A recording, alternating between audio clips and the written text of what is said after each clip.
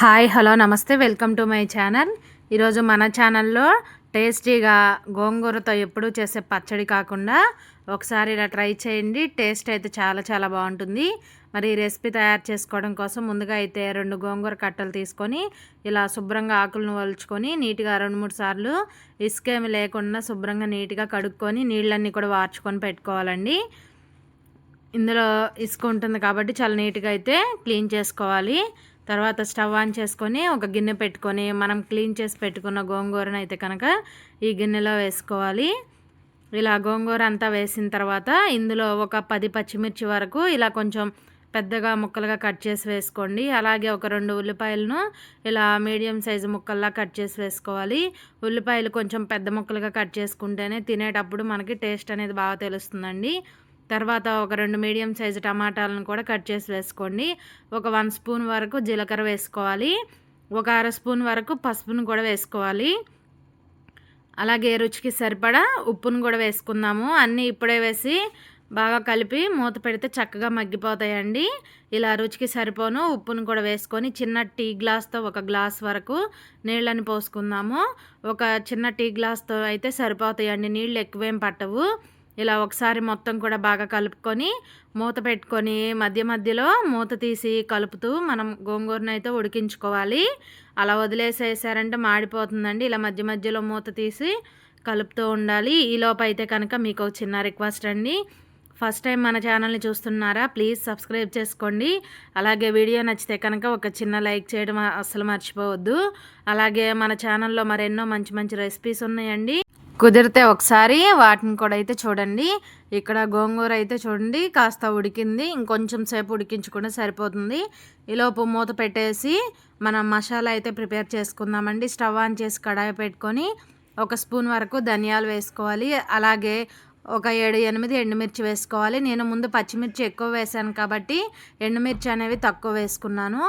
ఒకవేళ మీరు పచ్చిమిర్చి తక్కువ వేసుకున్నట్లయితే కారానికి సరిపోని ఎండుమిర్చిని వేసుకోండి.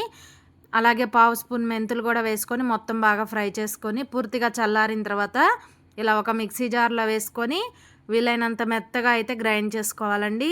ఇలా ధనియాలు ఎండుమిర్చి ఫ్రై చేసి వేసుకోవడం వల్ల గోంగూర కర్రీ అయితే టేస్ట్ చాలా బాగుంటుందండి. మంచి ఫ్లేవర్తో చాలా టేస్టీగా ఉంటుంది.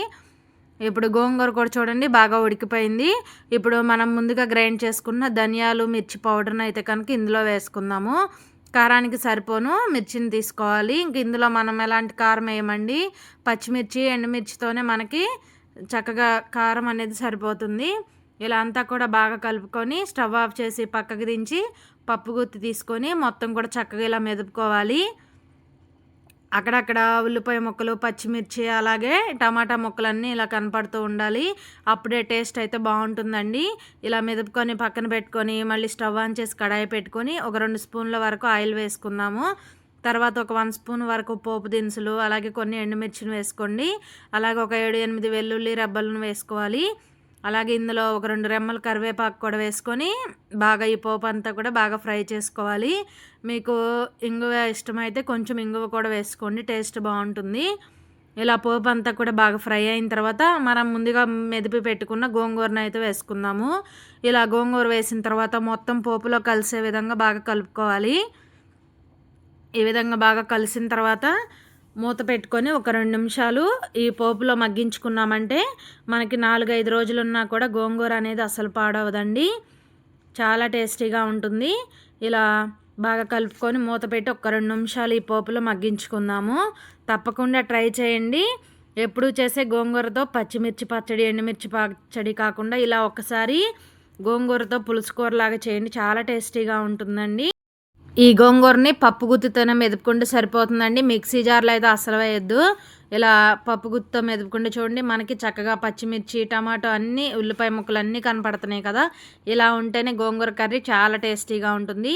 Thanks for watching video.